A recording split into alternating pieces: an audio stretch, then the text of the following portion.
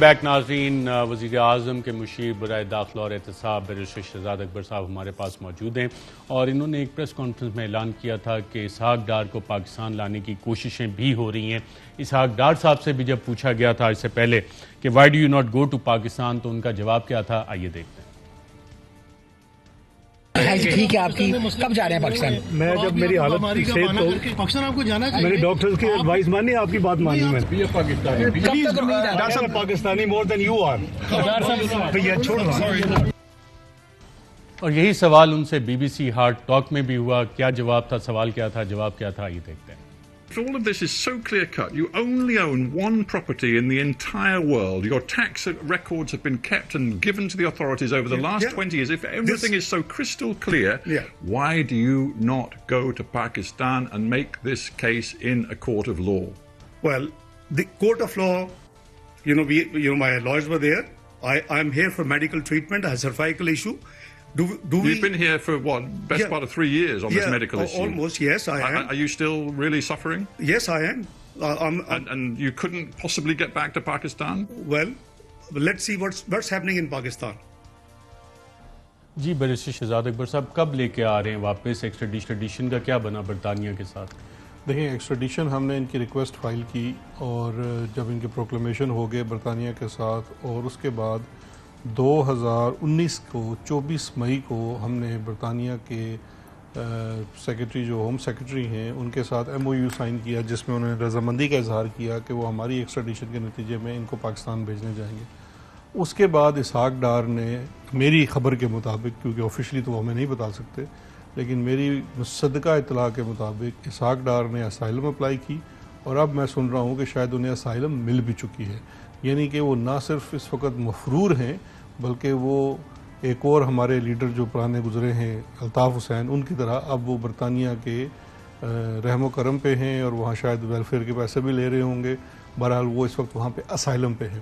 تو اب جب ان کی ایکسٹریڈیشن کی جو کارروائی ہے، کیونکہ اس وقت ایکسٹریڈیشن کے اوپر ڈیسیژن کرنا ہے برٹش کورٹس نے، لیکن اس کے ساتھ ساتھ ان کے اسائلم کا معاملہ بھی چلے گا، تو وہ بھی ایک بیچ پہ چیز ہے، اور یہ چیز یہ آج تک کسی کو نہیں بتاتے۔ میرا یہ چیلنج ہے پاکستان کے پورے میڈیا کو کہ وہ اسحاق ڈار سے ایک سوال پوچھ لیں کہ کیا آپ کو اسائلم، ایک کیا آپ نے اسائلم اپلائی کی ہے، دوسرا کیا آپ کو اسائلم مل چکی ہے، اور برطانیہ میں آپ کا لیگل سٹیٹس کیا ہے، کیونکہ نواز شریف کی طرح اسحاق ڈار بھی برطانیہ میں وزٹ ویزے کے اوپر ہے۔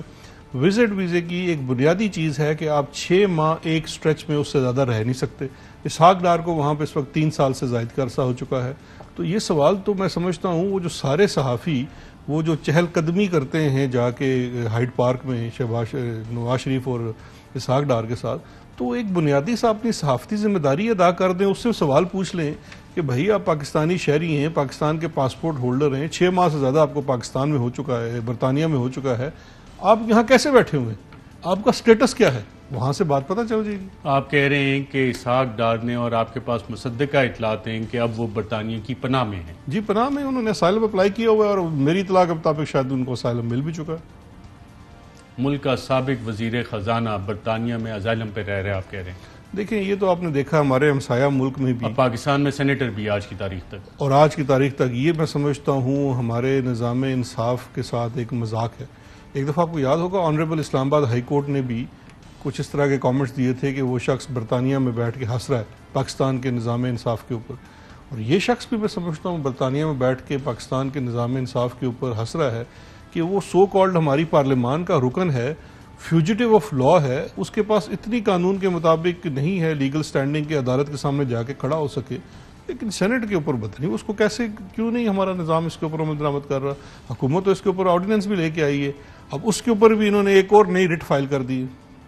اچھا، آپ نے بھی تو کوئی مقدمہ دائر کرنا تھا کسی حوالے سے، وہ کیا معاملہ ہے؟ کوئی منتیں تڑلے ہو رہے ہیں آپ کے؟ جی دیکھیے، میں سمجھتا ہوں جو اے ایف او والے معاملے کو لے کے جتنی دروغ گوئی شہباز شریف اور ان کا خانوادہ کرے، وہ تو چلیں، میں تو ان کو جھوٹا سمجھتا ہوں، لیکن وہ ایک اخبار نے اس کی خبر اس طرح سے لگا دی جو کہ میں سمجھتا ہوں سراسر مس ریپرزنٹیشن تھی۔ تو میں نے اس میں پہلے دن کہا تھا کہ میرا لیگل رائٹ ہے کہ میں اس کو چیلنج کروں گا برطانیہ میں، وہ ابھی میری جو لیگل ٹائم فریم ہے وہ باقی ہے، اس کے لیے میں اپنے کاغذات اور اپنے لائر سے مشورہ کر رہا ہوں، اور وہ انشاءاللہ ٹائم لمٹ ختم ہونے سے پہلے میں ضرور فائل کروں گا. دیکھیں منت کرنے کی یا اور کوئی بات کرنے کی وہ الگ بات ہے, دوستیاں اپنی جگہ ہوتی ہیں, یہ ایک پروفیشنل کام ہے. میری کوئی شہباز شریف یا اسحاق ڈار سے ذاتی یا خاندانی کوئی دشمنی نہیں ہے.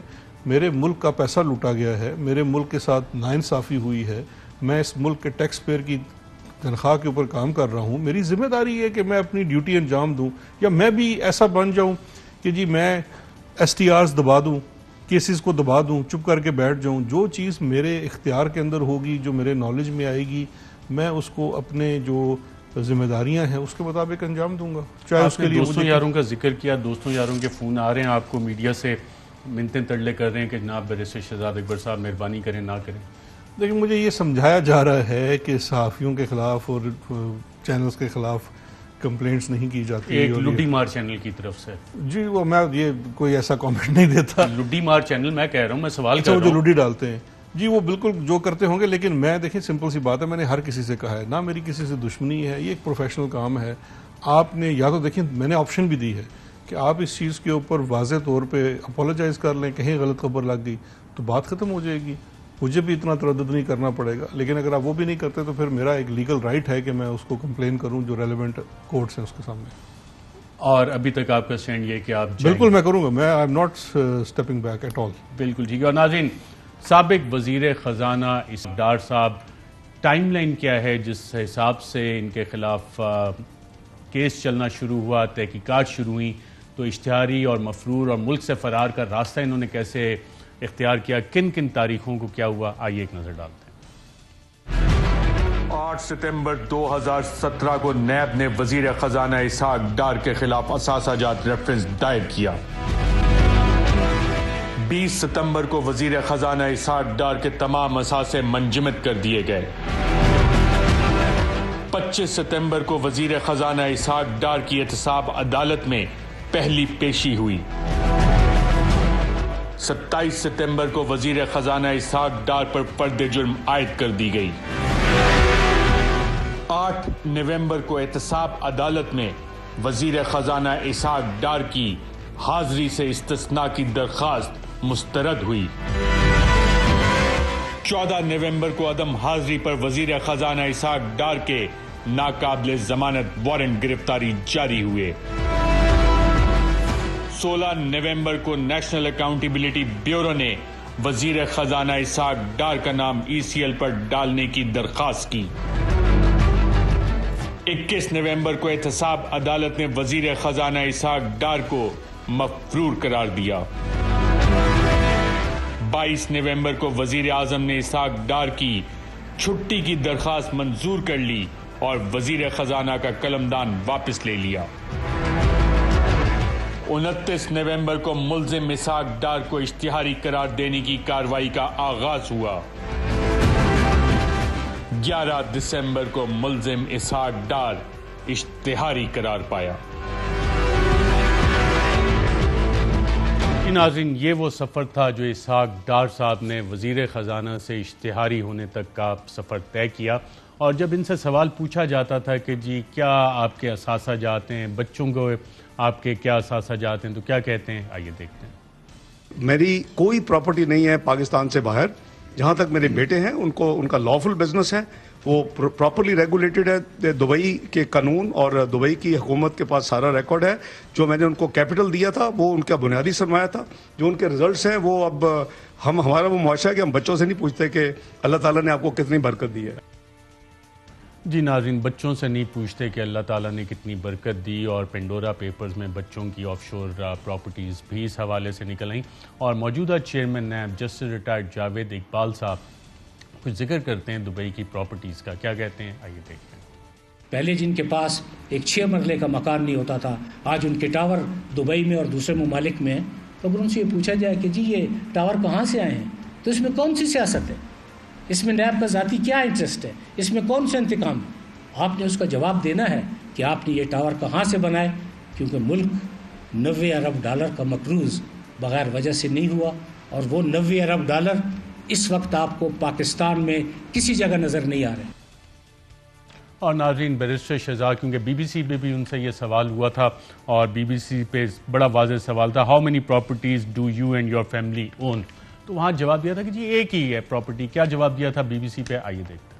How many properties do you and your family own? One. جو انہوں نے کہا کہ جی میری صرف ایک پراپرٹی ہے پاکستان کے اندر. ان کا گھر ہے گلبرگ لاہور میں, ہاؤس نمبر 7. اسلام آباد میں ہی ملوٹ ایک جگہ ہے, وہاں 6 ایکڑ ان کے پاس زمین ہے. DHA فیز 4 میں ایک گھر ہے, ہاؤس نمبر 159F. موزہ ببتیاں میں 2 کنال 18 مرلے جگہ ہے. الفلاح ہاؤسنگ سوسائٹی لاہور ہے, اس میں 3 پلاٹس ہیں. 2 کنال کا پلاٹ پارلیمنٹرین انکلیو اسلام آباد میں ہے. ایاز بلڈر کے پروجیکٹ کے اندر ان کے 2 کنال کا پلاٹ ہے. سینٹ کوآپریٹو ہاؤسنگ سوسائٹی میں ایک پلاٹ ہے. اس کے علاوہ کوئی 8 گاڑیاں ہیں جس کے اندر لینڈ کروزر ہیں, کرولا ہے, مرسیڈیز بینز لینڈ کروزر. اس کے بعد ایک پوری تفصیل ہے کمپنیز کی, یہ Hajveri holding, Hajveri Modaraba management company, HDS security, CNG Pakistan, Gulf insurance. کچھ کمپنیاں ان کی ہیں اور کچھ کمپنیوں کے اندر ان کی شیئر ہولڈنگ ہے. اس کے بعد دبئی میں ان کی جو پراپرٹی ہے, ایک فلیٹ ہے حجویری ولا ایمریٹس ہل میں,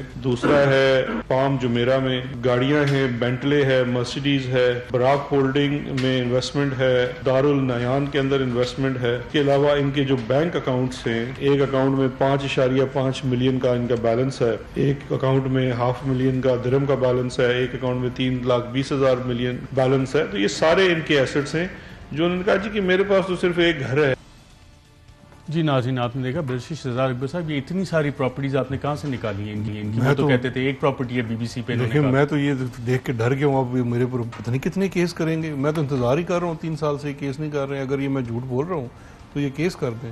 ارشد صاحب, یہ تمام جو میں ڈاکومنٹس پڑھ رہا تھا پریس کانفرنس کے اندر, یہ نیب کے کورٹ کے اندر جو اکاؤنٹیبلٹی کا ریفرنس فائل ہوا ہے, جو کہ پاناما والی JIT جس کی رپورٹ سپریم کورٹ میں سبمٹ ہوئی اور اس کے بیس کے اوپر یہ پھر ریفرنس فائل ہوا, یہ اس کا حصہ ہے کہ یہ پراپرٹیز جو ہیں اسحاق ڈار کی ہیں.